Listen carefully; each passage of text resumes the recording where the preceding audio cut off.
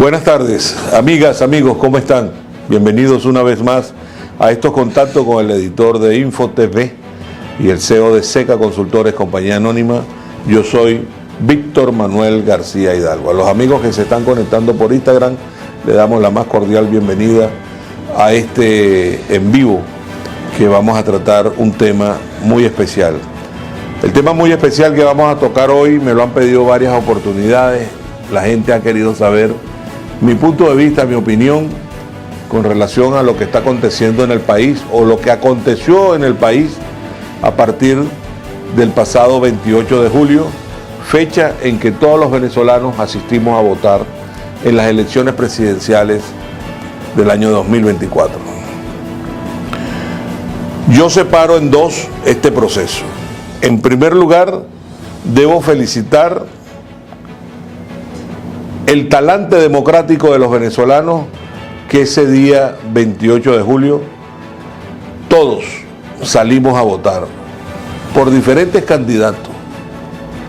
Hay quienes votaron por Edmundo González Urrutia, hay quienes votaron por Nicolás Maduro, hay quienes votaron por Luis Eduardo Martínez, hay quienes votaron por Claudio Fermín, hay quienes votaron por Antonio Ecarri, y así por todos los candidatos que estaban en la palestra aspirando al cargo presidencial. De manera pues que felicito en primer lugar esa voluntad democrática del pueblo venezolano que salió a votar.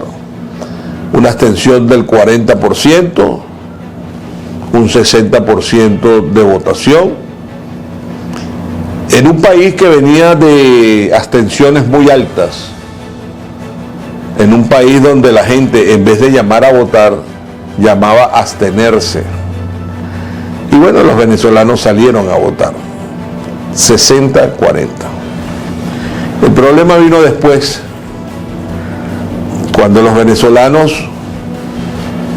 de lado y lado comenzaron a atribuirse responsabilidades para lo cual no tenían ningún tipo de autoridad, ni moral, ni autoridad tampoco como centro o organismo electoral.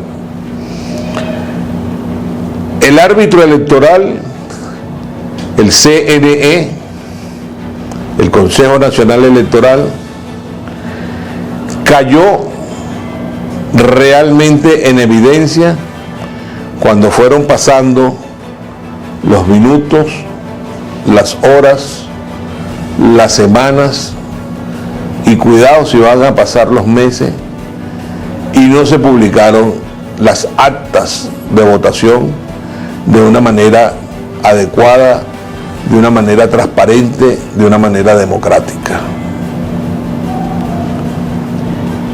Eso, a mi manera de ver, ha sido realmente uno de los golpes más fuertes que ha recibido la soberanía del voto venezolano.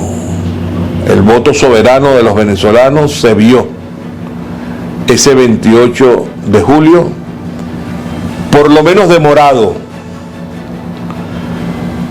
Y después comenzaron a aparecer actas, no precisamente del Consejo Nacional Electoral, con los resultados electorales, y la gente salió a la calle a protestar. Hubo que reprimir, hubo que matar, hubo que ejercer la violencia, y ustedes saben que el Estado es el único que puede garantizar el uso de la violencia. Lamentablemente, muchos venezolanos, hay quienes hablan de 25 muertos, hay quienes hablan de más de 50 muertos en las jornadas de protesta a partir del 28 de julio. Vaya usted a saber exactamente cuántos muertos fueron. Con relación a las detenciones, hay quienes expresan que hay más de 2.100 detenidos en el país. Aquí quiero poner un paréntesis. Más de 2.100 detenidos en el país en condiciones infrahumanas. Yo titulé recientemente un editorial cuyo título es Nuestros muchachos rumbo al infierno. Recuerden ustedes que quien les habla fue preso político durante 3 años, 10 meses, durante 3 años, 5 meses y 10 días en el penal de Yare, un penal para presos y delincuentes comunes. Ahí me envió el primer gobierno de Nicolás Maduro por el supuesto delito de rebelión civil. Los fiscales de la doctora Luisa Ortega Díaz pedían para mí en ese entonces de 12 a 24 años de cárcel. Sin embargo, a los 3 años, 5 meses y 10 días, el juez sexto de primera instancia en lo penal determinó que yo debería estar en libertad plena, porque el delito de rebelión civil por el cual me señalaban no era para aplicárselo al preso Víctor Manuel García Hidalgo, sino era más bien el delito de instigación a la rebelión civil, cuya pena era de 3 años a 6 meses. Y como ya yo había cumplido 3 años, 5 meses y 10 días, entonces me otorgaron la libertad plena. Pero un dato curioso aquí: los fiscales de la doctora Luisa Ortega Díaz, que pedían para mí 12 a 24 años de cárcel, terminaron presos ellos por corrupción administrativa. Creo que actualmente siguen presos, bien presos, por corrupción administrativa. Quienes no están bien presos son estos muchachos que salieron o que creyeron en el grito hasta el final. ¿Qué significó hasta el final? Lo que todos vimos. Eso era lo que se traía entre manos la señora María Corina Machado, hasta el final. Porque ese hasta el final lo vienen gritando desde hace más de 6 meses en este país. O sea, se veía lo que iba a suceder. Por un lado, no se iba a reconocer al árbitro, ni a la instancia del CNE. Esto estaba cantado desde hace 6 meses. Pero lo lamentable es que hay 2.000 o más presos políticos nuevos y en condiciones terribles. Quiero citar el caso de un preso político, no voy a dar su nombre, que está en el helicoide. Un muchacho de aproximadamente 21 años. Se descompensó, se desmayó, y quienes lo auxiliaron fueron los agentes de la PNB, la Policía Nacional Bolivariana.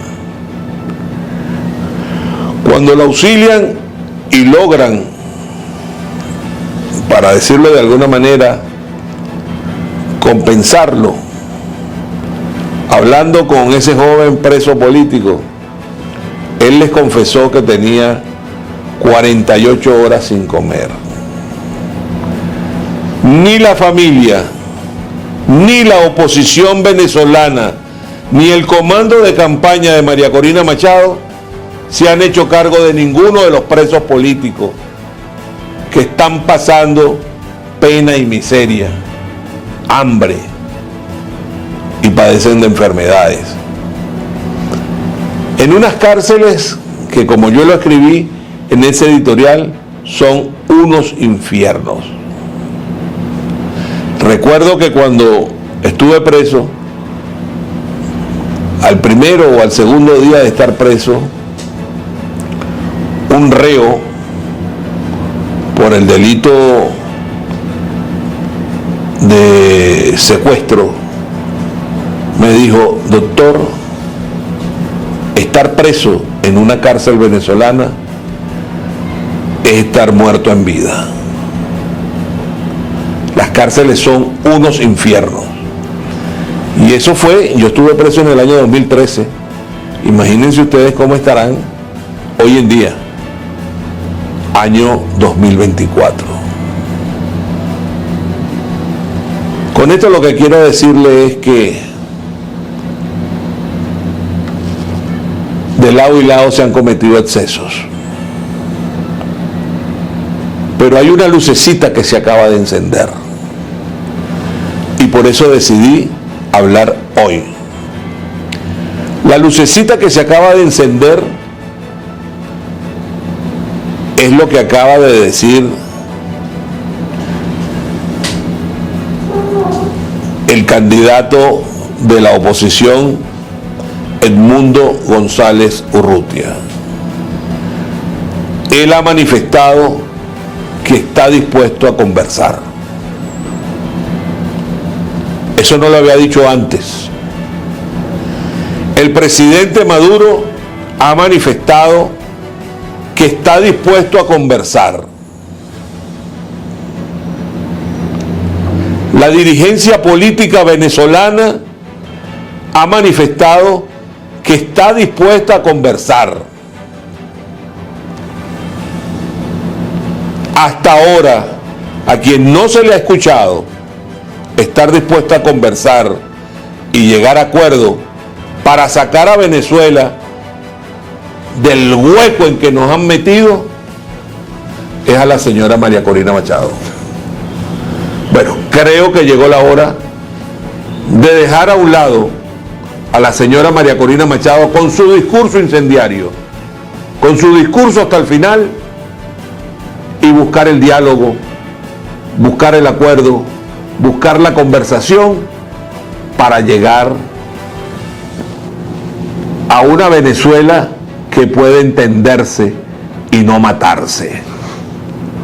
A una Venezuela que pueda soñar con libertad y no con las cárceles llenas de muchachos pasando hambre. Muchachos que han perdido su universidad. Me comentaba uno de mis asistentes que conoce el caso de 2 o 3 compañeritos vecinos que son estudiantes universitarios y que juegan al fútbol y que estaban fichados por diferentes equipos de fútbol, que lamentablemente ya no pueden hacer lo que hacían porque están presos. Porque creyeron el cuento de hasta el final.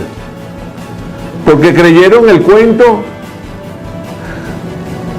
de que con piedras y palos se puede arrodillar a un Estado como el Estado venezolano, que tiene armas, que tiene tanques, que tiene aviones. ¿O es que acaso esta señora María Corina Machado, que viene hablando de hasta el final, que viene hablando de derrotar al Estado venezolano, no se ha dado cuenta que en Venezuela tenemos un gobierno muy característico?